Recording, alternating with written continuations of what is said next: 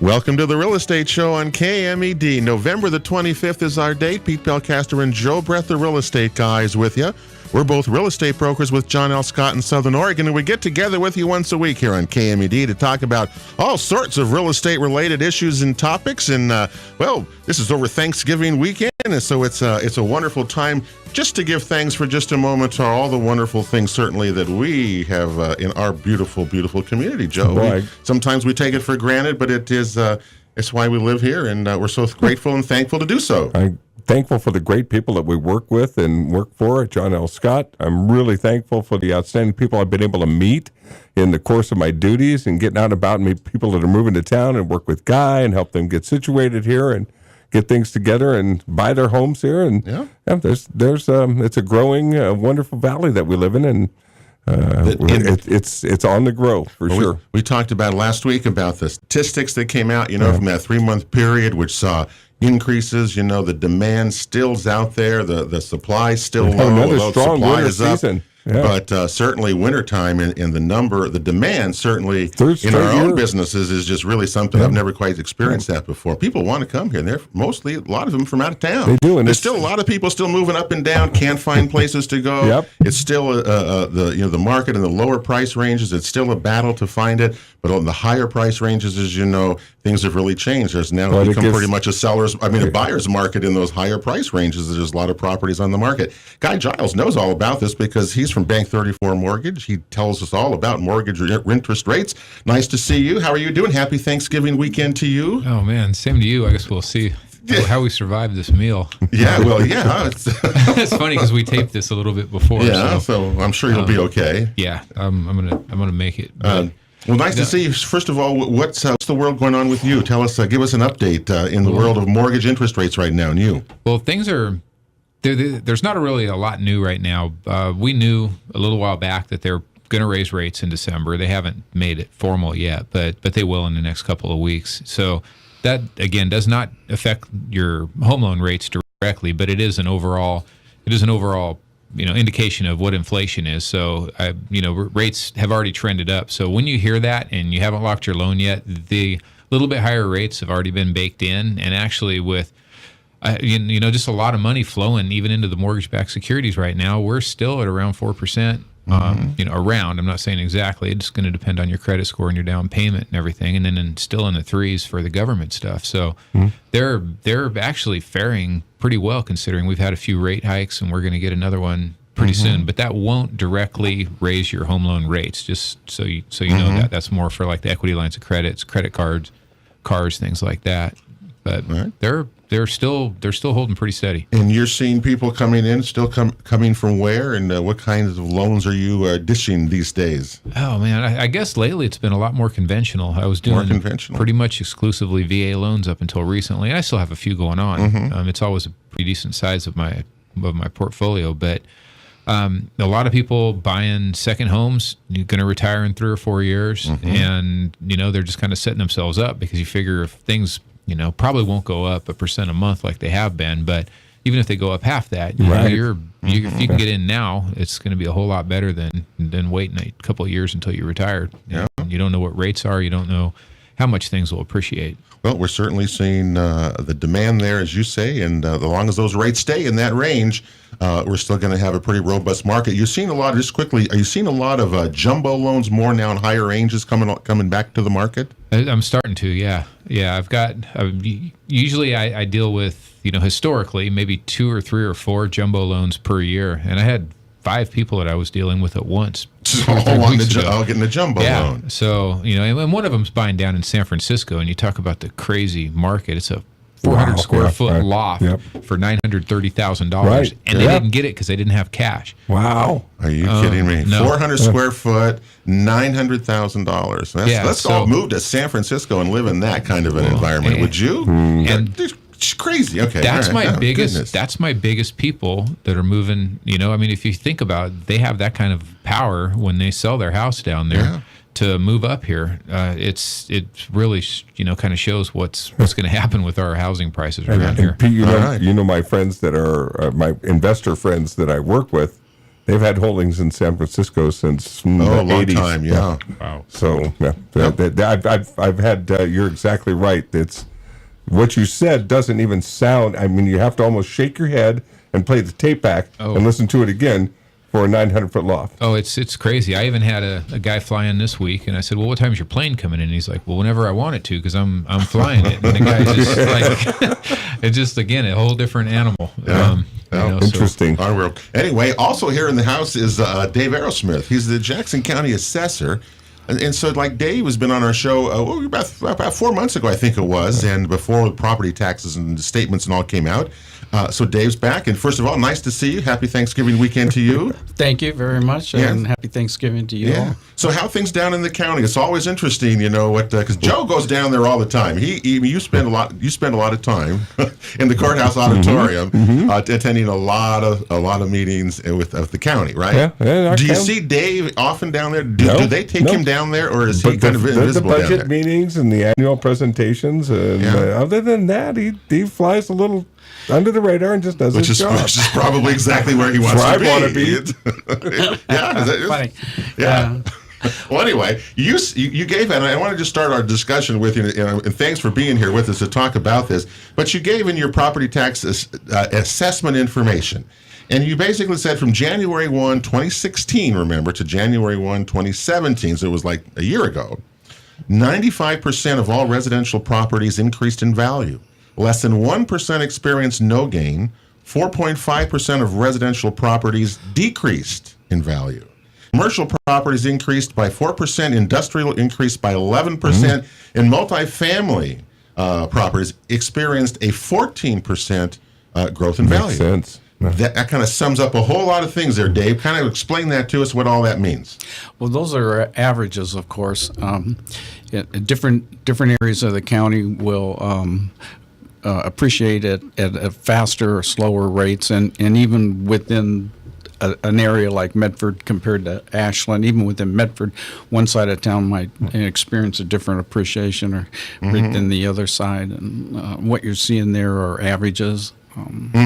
What was the areas that did the best? Well, not the best. Which had the highest values, and how do they get the highest values? Boy, I don't have that information in front of me, and I'd hate to say something that wasn't Well, that's all right. that wasn't accurate. But I would point out that when we compare the value, those statistics are not based on what's called a match pair, a sale from a year ago compared to that same property sale this year. So you could say, yes, that house sold for $100,000 last year and $110,000 this year. So I can say the market went up 10%. What we're comparing is a sales price against the tax bill, and so that's all.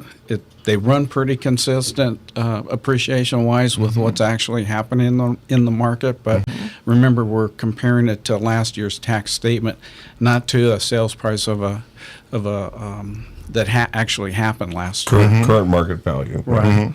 Well, it's good to hear that the valuations have risen, because there were a number of years, as you know, where they were not rising. They didn't rise. They went down.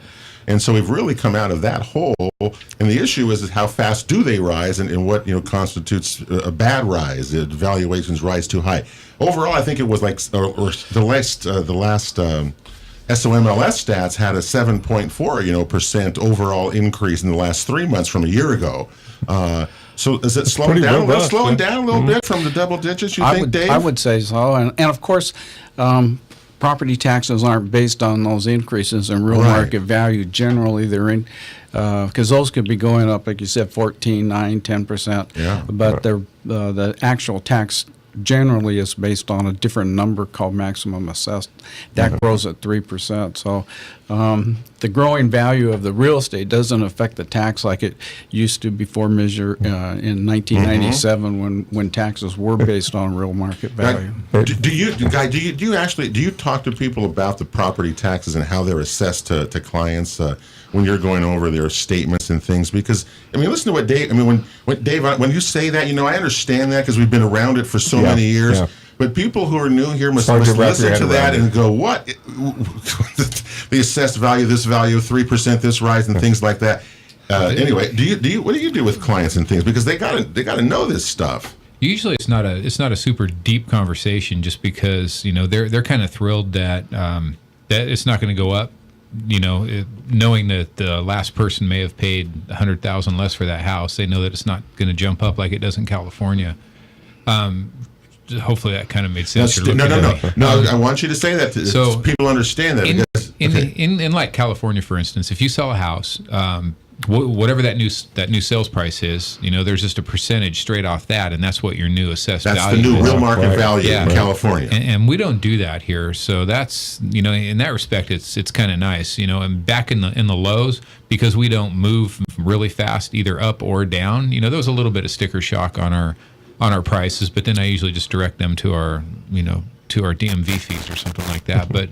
And then that makes them happy compared to where they were in California. Good deflection. I've had people from California look at it and say, "God, that's not that much," compared to what they've been paying. Mostly, it's on new construction where I get really deep in the weeds with it, because we're figuring up a millage rate and trying to come as close as we can to where those taxes will be. So I talk to them a lot about those, but.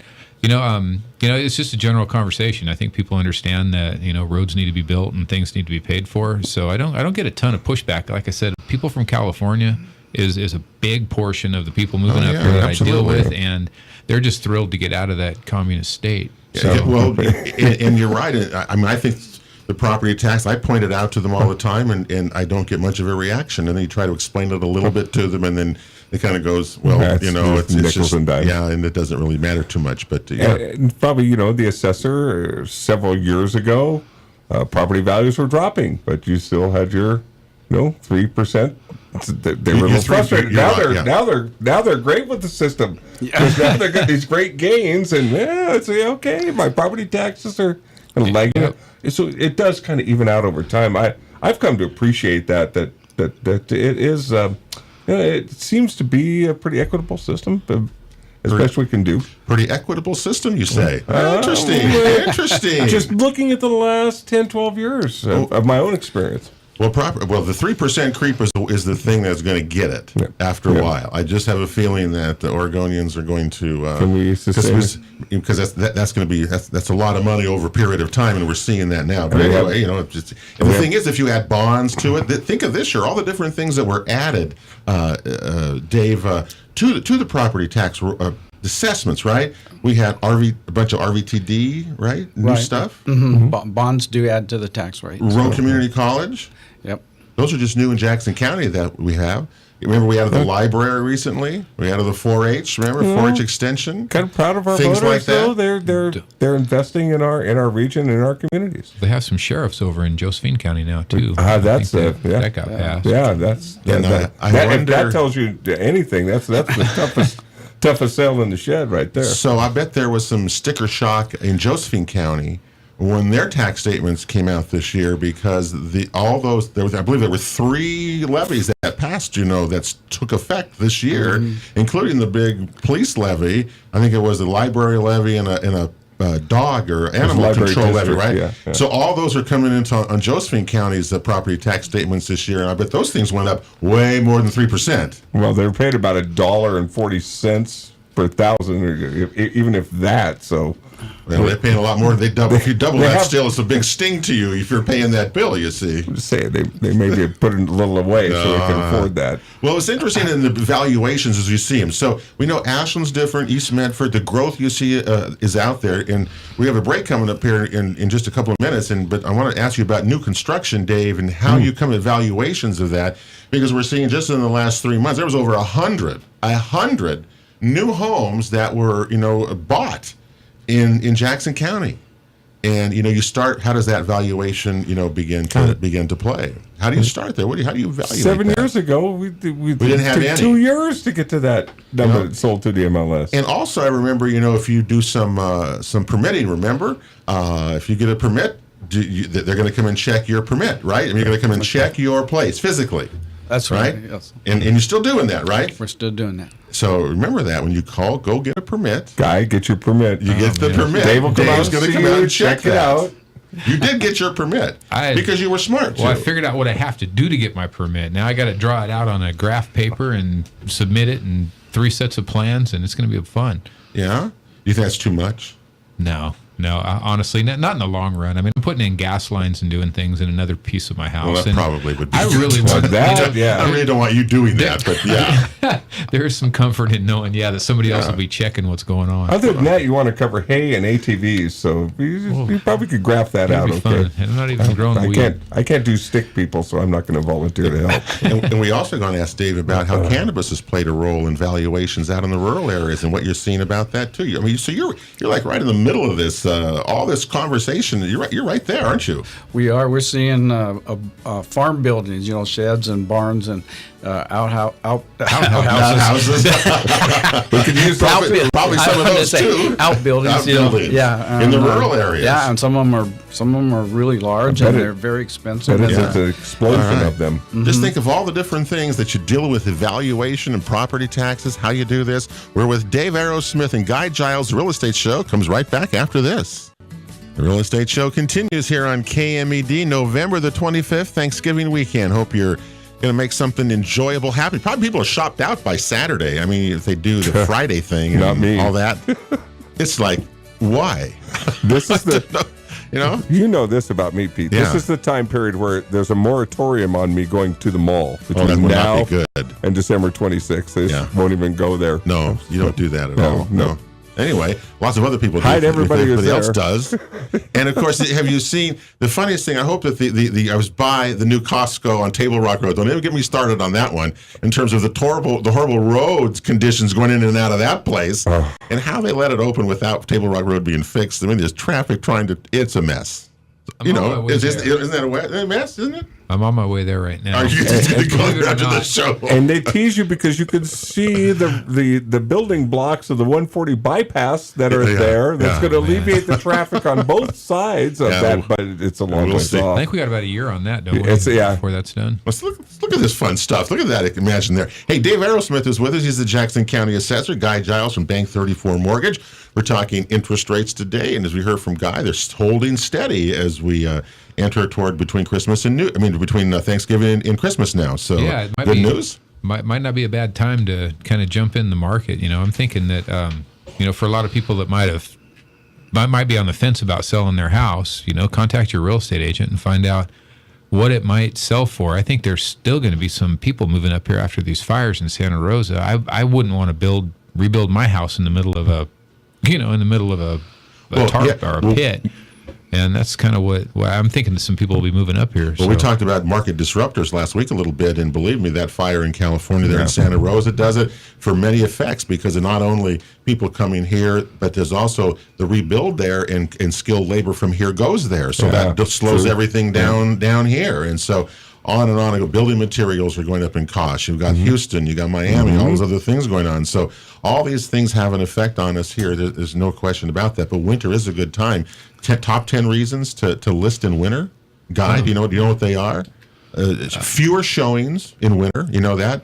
People are more serious in winter who are showing. You're not just looking, which is true. Homes show better during the holidays. Did you know that January is the biggest transfer month of the year for businesses and people moving? Is January? Didn't know that one. No. You get to your timing goals. There's less competition, means a higher price for the seller because you've got less competition. We know that. It's a great time to shop, and you got different things like that. So don't ever think in key box activity, which is kind of a measure of how many homes are being looked at by agents, almost 9,000 in October. I mean during that last month period. And if you're a buyer and you hear that these interest rates are still really favorable and you're thinking it might be time to go, but you're worried that there's not a lot of inventory in the up to $450,000 price range, don't worry. It's been that way for about 2.5 years now. Yeah, it's nothing new. Get in the game. Yeah. Get yourself pre-qualified. Get out. Start to look at homes. And it is a more painstaking process, but to the diligent will go the rewards because you could still get great rates. And prices are on the move, so get in now and benefit from that wave. 102 new homes built in the last 3 months. Dave Aerosmith, Jackson County Assessor. How do you come to I mean, there are different neighborhoods. They sell for anywhere between what, 320. I'm trying to think. New homes, 325 up and up. I guess not many below that. How do you come to the new home construction? How does that value? How do you place a value on that for both the taxes and for this real market value?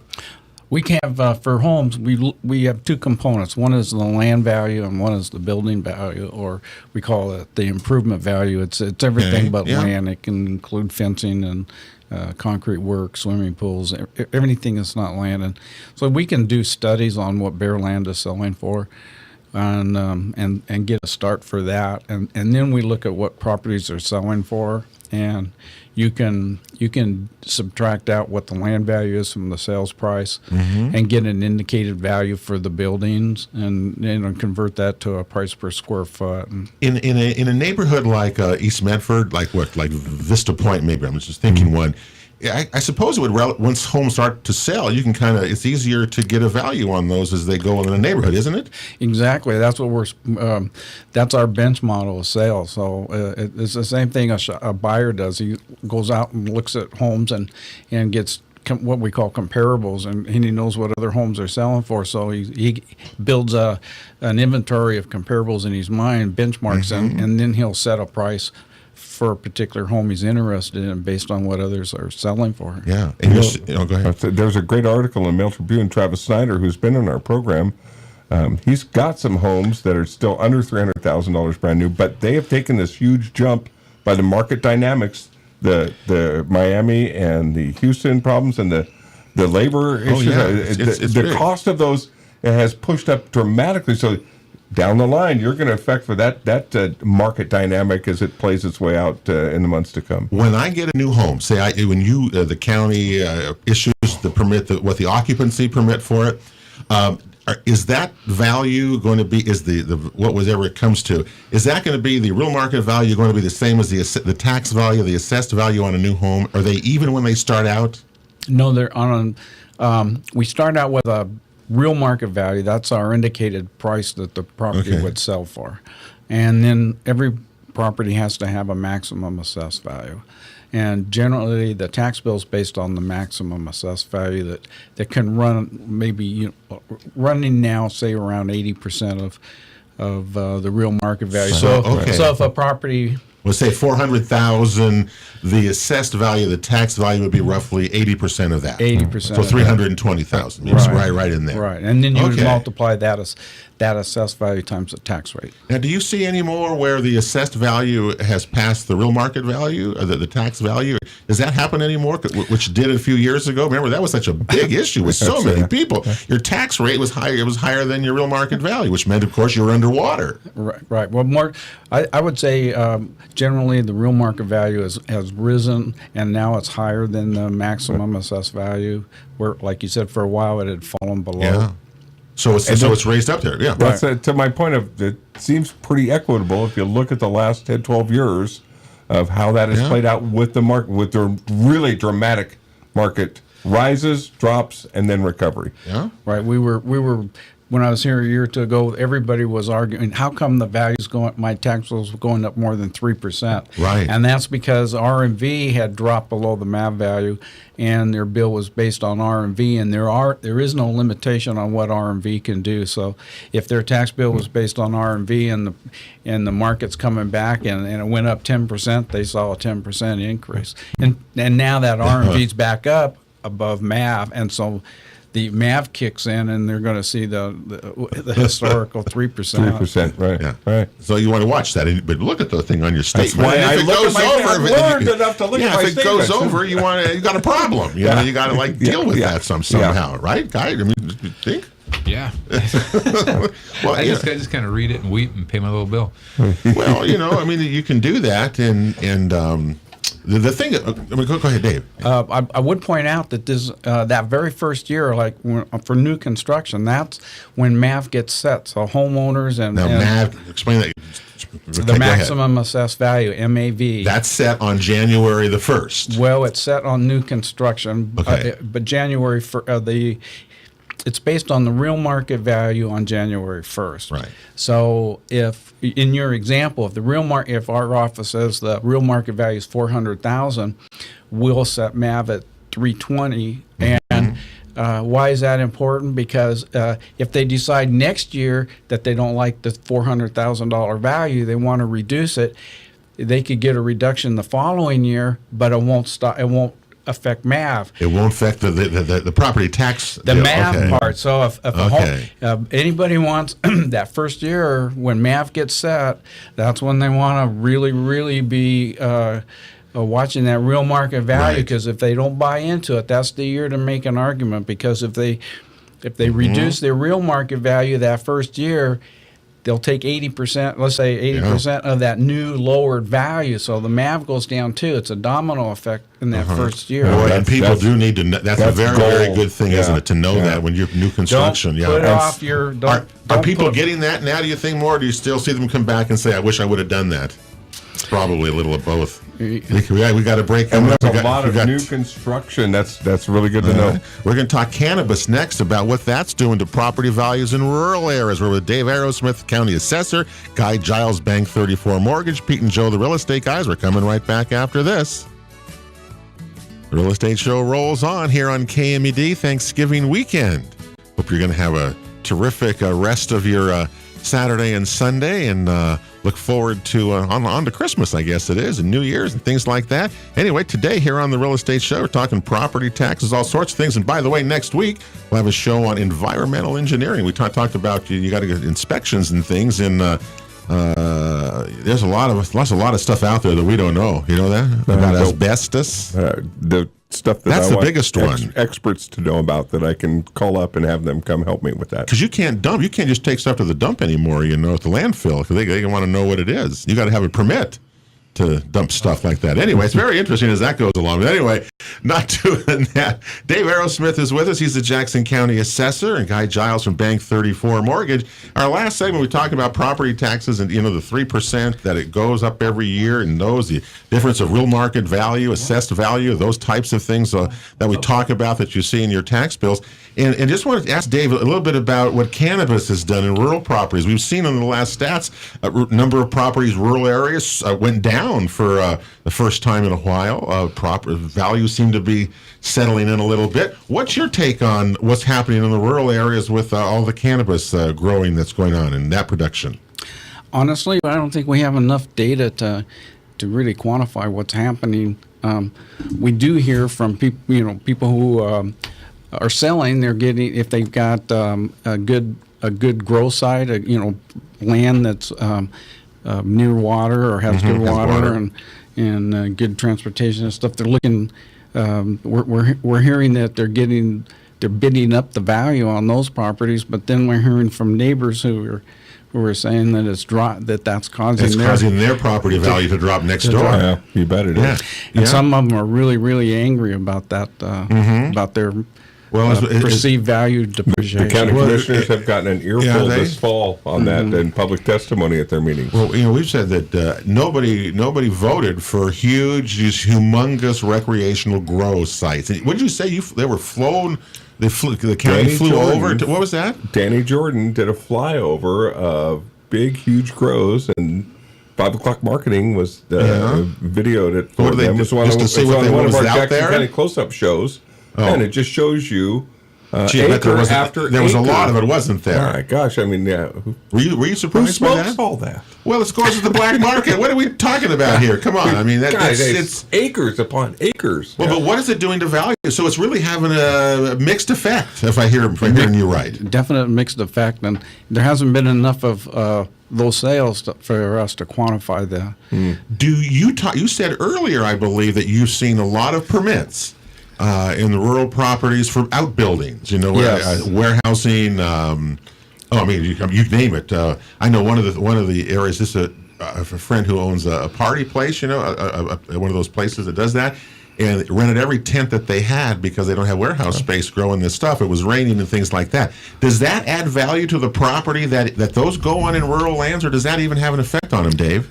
No, the buildings do add value, and not only the buildings, but they equip them with a lot of lighting and other machinery and equipment, ventilation, and that stuff is very expensive. It's expensive, and those all require permits. Mm-hmm. And are they getting permits? Do you see? I mean, most of these places getting permits. You don't even know. I mean, you wouldn't even know, would we? I don't have any way to benchmark that. to quantify that. But I would guess they're getting permits. Yeah. Well, I think that the values, I mean, I don't know what the values are going to do in rural properties. They're certainly, climb a lot over these last few years. And it just seems that it can't continue the way that has gone. In Williams, where the medical marijuanas first grew and first kind of took root, no pun intended, that community is concerned about the growth of commercial level grows and the impact on their quality of life. And now I have heard citizens after citizens come in, their property where their kids or they intend their grandkids to grow up now has a next door neighbor with traffic coming in and out, and it's totally changed the quality of life, the property value, and the whole outlook for their future. And, so it is. Yeah, and I agree with you. In this last week, the big marijuana conference in Ashland, and here's the head of the OLCC saying, "Oh, we're going to speed up. We have 3,100 more marijuana-related business licenses to grant." Who's going to smoke all that? Where's that going to go? 3,100 more. I mean, they're going to blow this thing, and citizens are going to take control. You're going to get this back, and you're going to see initiative petitions and things like that to curtail what it is because no one voted for the way it's gone. Anyway, I think that's it. But values and stuff, though, you're going to see over time. Boy, that's going to be really interesting to watch in the rural properties because you really, unless one's sold next to a grow site that say my property values have gone down, you wouldn't know until it's sold, would you? Not until it sells. That can take quite a bit of time. Yeah, people can complain. It's my value's gone down, but until something sells, and it actually does go down, you wouldn't know. But by the tone of some of those folks who testified, they are going to sell because it's not acceptable to live and go forward. We're almost out of time. I got to ask Dave again. Really so now on January 1st, 2018, this coming January 1, we'll start another cycle for the following year's valuations and based upon all these assessments, correct? Correct. So January 1, 2017 to December 31st here, the year that we're in, that's going to appear on our property tax statement in November of next year, correct? The new values. Based upon what that should sell on January 1 of 2017. What it sells for on January of 2017, 10 months ago, 11 months ago, that's what's on the tax bill now. On the tax bill right now? Right now. It's last January's I got that wrong. valuation date. So January 1, 2018. January 1, 2017 is what was on that today. So my thing here, mine is 2017. Okay. That 5-figure check that's 7.4% increase overall in Jackson County. But again, not everyone got that type of an increase, and some didn't. I met folks in Central Point who said, I bought in 2005. We still can't sell anything in our whole neighborhood. Because of that, they're paid so much. They still haven't recovered in certain places, so it's not uniform. But anyway, we'll see. Is there anything that concerns you about the coming year in this type of endeavor as you work? What's going on with this? Actually, the new construction is our biggest project all year long, and permits are up. So we're looking at having to get out there and do more work this year. Permits for new construction and permits for even remodeling, I'm sure, too, as well. Right, exactly. So you come and check those. We've got to remember that. So, well, good to hear that you're busy, Dave, and it sounds like things have gone okay for you, and those statements are out. Good money comes in. That's the way it makes the world go around, right? Danny Jordan is happy. Yeah, everybody's happy, and Guy Giles is happy too because as long as those interest rates stay around that that 4%, a little bit high, a little bit less than that, Guy's a happy guy. It's been going really well. Come see me to get pre-qualified. And he makes his clients happy too. All right, you can find Guy Giles, guy.giles at bank34.com, and he'll be happy to help you there. Dave Aerosmith, nice to visit with you. Next, we'll see you next year again, okay? We'll update us on what happened the current year that we're in. That'll do it for the Real Estate Show here Thanksgiving weekend. Hope your holiday is a terrific one. Thank goodness for what we have in our country. God bless you all. We'll see you next Saturday right back here on KMED for the Real Estate Show. You've been listening to The Real Estate Show on KMED Radio, presented by the Rogue Valley Association of Realtors, along with John L. Scott Real Estate of Southern Oregon and Bank 34 Mortgage. For guest contact information, download our free app, or to watch a past show, visit us online at realestateshowOregon.com. This show is produced by Table Rock Productions. Join us again next weekend for Southern Oregon's one and only Real Estate Show on KMED. And thank you for making the Real Estate Show part of your weekend.